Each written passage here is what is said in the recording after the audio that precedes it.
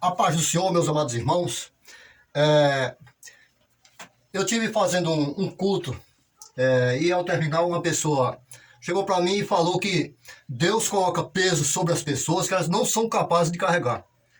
Eu perguntei por que ele estava falando aquilo ali. Eu disse que essa coisa de amar o próximo é um peso muito grande, já que o próximo faz muitas coisas ruins com as pessoas. Eu fiquei preocupado com aquilo ali, em ver que muitas pessoas têm o mesmo pensamento. Mas será que Deus manda realmente você amar pessoas que não fazem coisas boas por você? Vamos conferir aqui onde ele estava falando, que é em Lucas, no capítulo 10, e versículo 25. Diz assim, ó: E eis que se levantou um certo doutor da lei, tentando e dizendo: Mestre, o que farei para herdar a vida eterna? E ele disse: O que está escrito na lei? E respondendo ele, disse: Amarás ao Senhor teu Deus de todo o teu coração, de toda a sua alma, de toda a sua força, de todo o seu entendimento, e ao teu próximo como a si mesmo. E disse-lhe: Respondeste bem, fazei isto e viverás. E respondendo e querendo justificar-se a si mesmo, disse a Jesus: E quem é o meu próximo? E respondendo-lhe Jesus disse: Descia um homem de Jerusalém para Jericó e caiu nas mãos de salteadores, os quais o despojaram e espancaram e retiraram-se, deixando-o meio morto. E ocasionalmente descia no mesmo caminho um certo sacerdote, o qual, ao vê-lo, passou de largo. E de igual modo também passou um levita, chegando àquele lugar, o qual, ao vê-lo, passou de largo. Mas um samaritano que ia de viagem, chegou ao pé dele e, vendo, moveu-se de íntima compaixão e, aproximando-se, atou-lhe as feridas, deitando-lhe azeite e vinho. Então, pondo-lhe sobre a cavalgadura, ou seu cavalo, levou-o a uma estalagem e cuidou dele. E partindo, no outro dia, tirou 2 dinheiros dos seus e deu aos hospedeiros e disse-lhe: Cuida dele, e tudo demais que gastareis eu pagarei quando voltar. Aí Jesus pergunta, na mesma conversa aqui no 36, qual pois desses três te parece que foi o próximo daquele homem que caiu nas mãos dos salteadores? E ele disse: O que usou da misericórdia para com ele. E disse-lhe, pois, Jesus: Vai e fazei a mesma coisa. Bem, então aqui já não precisava nem muito a gente explicar, porque o texto ele já é autodidata, ele próprio já se explica. No entanto, a Bíblia ela foi feita para que as pessoas a entendam de forma espiritual. Se fosse um livro qualquer, as pessoas entenderiam, assim como ler José de Alencar, ler qualquer um livro, e entende o que está escrito. A Bíblia não é dessa forma, ela é de forma espiritual. Mas, primeiro, para iniciar, o que nós já vimos foi: nós devemos amar as pessoas que nos fazem bem. Não é qualquer pessoa. Jesus não deixou nesse texto a missão de nós amarmos qualquer um que a gente encontra pela frente. Como as pessoas dizem, fazer o bem sem olhar quem. Sim, fazer o bem sem olhar quem. Agora, amar é diferente de fazer o bem. A Bíblia fala de vários tipos de amores na Bíblia, de várias formas de amar. Por exemplo, vocês vão ver algumas anotações aqui do lado de textos que eu não estou citando aqui para a gente não perder muito tempo. Aliás, perder tempo com a palavra de Deus não é perda de tempo, é ganho. Mas, por exemplo, o apóstolo Paulo ele diz: maridos, amai as suas esposas, assim como Cristo amou a sua própria igreja e deu a sua vida por elas. Ou seja, o marido deve amar a esposa diferente do quanto ele ama a si próprio e diferente do quanto ele amaria o próximo. O próximo ele deve amar como a si mesmo. Já a esposa dele ele deve amar como Cristo amou a própria igreja. Há formas diferentes de amar. Mas vamos aqui. Para que vocês entendam a questão, é bom que a gente conheça um pouco da história, da geografia daquele terreno, daquilo que estava acontecendo ali. Aquele caminho que Jesus citava ali é um caminho antigo. A gente não sabe quando ele aparece na Bíblia. Eu acredito até que aquele caminho antes do dilúvio, já existia aquele caminho. Mas o primeiro local onde a gente encontra aquele caminho é quando Jacó, que já era idoso, e tinha o seu filho José, que depois veio a ser chamado José do Egito, ele pegou todas as suas terras, ele já idoso, e dividiu as terras com todos os filhos, com os 12. E ele pegou também um pedaço de terra e deu como herdade para José, que futuramente vinha se chamar José do Egito. José era criança e os irmãos mais velhos foram lá para cuidar da terra, aquela coisa toda, e ali cavaram um poço nas terras que pertenciam a José, e aquele poço ficava na beira daquele mesmo caminho ali, que era um caminho que dava para o Egito, onde passavam algumas pessoas por ali. E quando José chegou lá, eles se aborreceram com algumas coisas que José falou, algumas profecias, pegaram José e colocaram dentro do poço. Alguns mercadores vieram passando por aquele mesmo caminho, compraram José dos irmãos, levaram ele, colocaram no Egito. Muitas passagens vai, toca naquele caminho. Um dos mais conhecidos que nós conhecemos é lá em João 4, quando Jesus Cristo desce por aquele caminho, que fica no vale ali, próximo na divisa entre Samaria e a Judéia, e Jesus para ali e encontra com a samaritana, ou a samaritana encontra com ele, e os dois conversam, e a Bíblia nos relata um fato de Jesus. Até a própria samaritana toca no assunto que Jacó cavou aquele poço, bebendo água, ele próprio, os animais, e nós bebemos até hoje. Jesus Cristo diz que todo aquele que beber daquele poço voltará a ter sede, mas aquele que beber da água que eu der, terá nele uma fonte que jorrará para a vida eterna. Então, aquele caminho ali era muito conhecido do povo judeu, porque era um caminho que descia de Jerusalém, passava, na época, próximo onde ficava a Jericó Antiga, e dali tinha uma passagem que dava para atravessar o Rio Jordão e caminhar para qualquer outro local que ficava além do Rio Jordão. Quando a antiga Jericó foi derrubada, ali ela ficava num vale, aquilo ali era um vale muito bonito, dava muita... a agricultura dava muito bem. Foi ali onde o povo de Israel, os hebreus, quando chegaram, fizeram uma plantação e no primeiro ano já comeram espigas de milho que se fartaram ali, antes de invadir a cidade de Jericó. A cidade de Jericó foi destruída e futuramente, muitos anos depois, ela foi reconstruída para ser habitação das pessoas que trabalhavam no templo. Quem trabalhava no templo eram os levitas, que eram responsáveis de trabalhar no templo. Eles não tinham herdade. Eles não herdaram terra dentro de Israel, dentro da nação de Israel. Então foi reconstruída a cidade de Jericó exatamente para que eles tivessem um lugar para morar.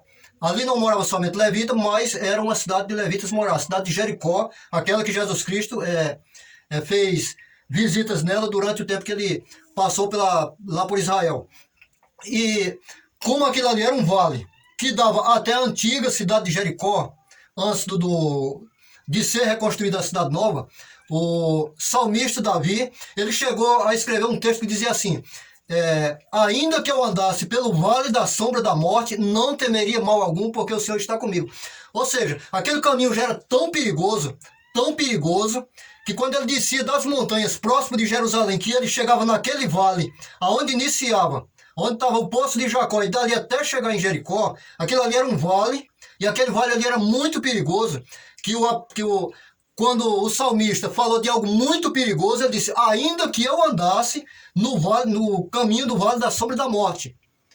Ou seja, aquilo ali era muito perigoso. E quando Jesus colocou aquele homem no cenário, ele colocou num dos cenários mais perigosos que existia naquele momento ali. Agora, você vai imaginar assim: por que que passou um sacerdote e um levita, e passou também um samaritano? Aqui é fácil da gente explicar isso aí, ó. Como eu falei, aquele caminho ali era repleto de salteadores, de pessoas que eram salteadores. O sacerdote e o levita, com toda certeza, moravam na Jericó. E para vir para Jerusalém, tinha que vir por aquele caminho. Se por acaso o samaritano também ia para Samaria, ele ia por aquele mesmo caminho. Quando chegasse no poço, simplesmente quem ia para Jericó passava direto e ele simplesmente subia o caminho que era uma subida para Samaria. E aquele homem que passou por ali talvez fosse um desconhecido. Até porque os levitas, o próprio sacerdote, ele já era acostumado a passar por aquele caminho, talvez os assaltantes já o conhecessem. A mesma coisa poderia acontecer com o samaritano, pelo fato que o samaritano já morava ali próximo. Agora, O problema é as pessoas entenderem por que o samaritano acudiu aquele homem e o levita e o sacerdote não o acudiram. Mas é muito fácil de entender e a própria Bíblia nos fala sobre isso aí. A Bíblia diz que o sacerdote, ele não podia, a qualquer pessoa que trabalhasse no templo, não podia tocar em carne que tivesse com sangue, não podia tocar num corpo que estivesse sangrando e depois entrar dentro do templo para fazer qualquer obra para Deus. Pronto, então aqui nós já vamos entender o seguinte: se o sacerdote era um levita, aliás, eram dois levitas, porque para ser sacerdote tinha que ser levita. Então o sacerdote sabia que ele era responsável pelo trabalho naquele dia lá no templo, então ele não podia tocar no corpo, porque se ele tocasse, ele ia ficar impuro.